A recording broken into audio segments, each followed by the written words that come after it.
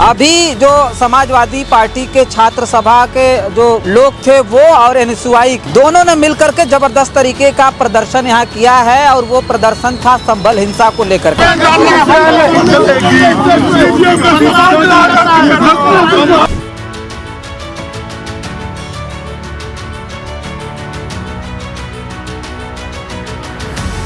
योगी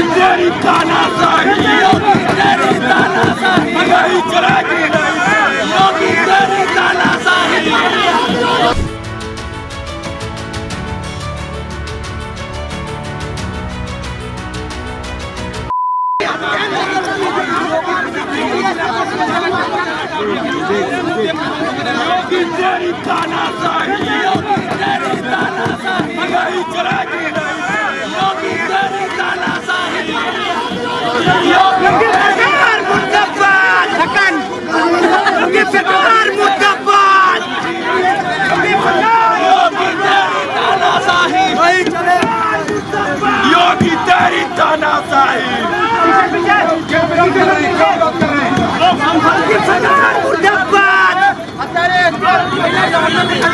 और जैसे सीडीओ ने उसको रद्द कर दिया गया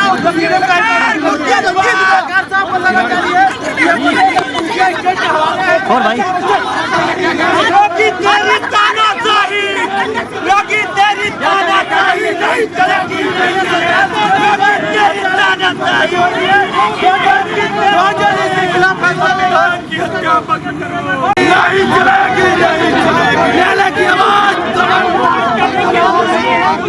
आज आप लोग यहाँ पर प्रोटेस्ट कर जिस तरीके से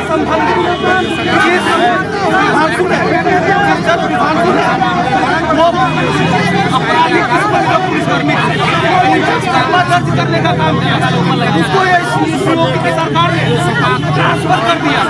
उसी को लेकर के हम लोगों ने आज आंदोलन करने का काम किया।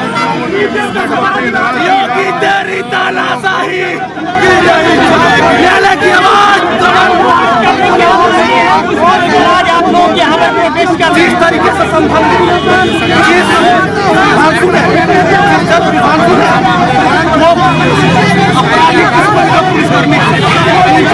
दर्ज करने का काम किया उसको की सरकार ने ट्रांसफर कर दिया।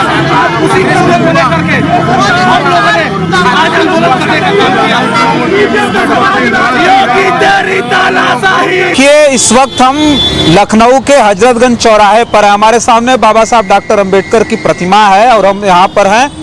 अभी जो समाजवादी पार्टी के छात्र सभा के जो लोग थे वो और एनएसयूआई के दोनों ने मिलकर के जबरदस्त तरीके का प्रदर्शन यहाँ किया है और वो प्रदर्शन था संभल हिंसा को लेकर के। संभल हिंसा को आप सभी लोग जानते होंगे कि संभल हिंसा में किस तरह से पुलिस ने फायरिंग की थी और उसके खिलाफ संभल की जो कोर्ट है, जो जज है वहाँ विभांशु सुधीर ने एक आदेश दिया था कि जिन लोगों ने फायरिंग का आदेश दिया और जो लोग उस फायरिंग में शामिल थे उनके ऊपर मुकदमा दर्ज किया जाए। साफ तौर पर अनुज चौधरी जो सीओ हैं उनको लेकर के चर्चाएं इस वक्त देश भर में बहुत ज़्यादा हो रही हैं कि अनुज चौधरी को बचाने की कोशिश की जा रही है।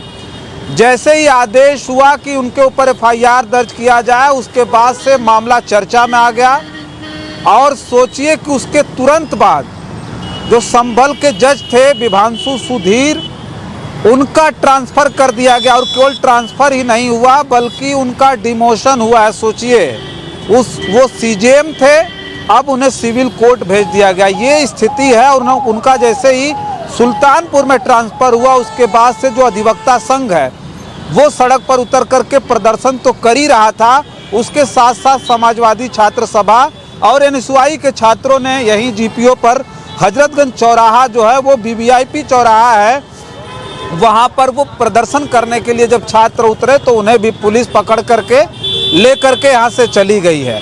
तो इस देश में, इस प्रदेश में हो क्या रहा है जहाँ योगी आदित्यनाथ की सरकार है, जीरो टॉलरेंस की पुलिस है और उसके साथ साथ सोचिए आप रामराज की परिकल्पना की जा रही है। कहा जा रहा है कि उत्तर प्रदेश में रामराज है और उस रामराज में लोग अपने न्याय के लिए सड़क पर उतर करके लड़ाई लड़ रहे हैं।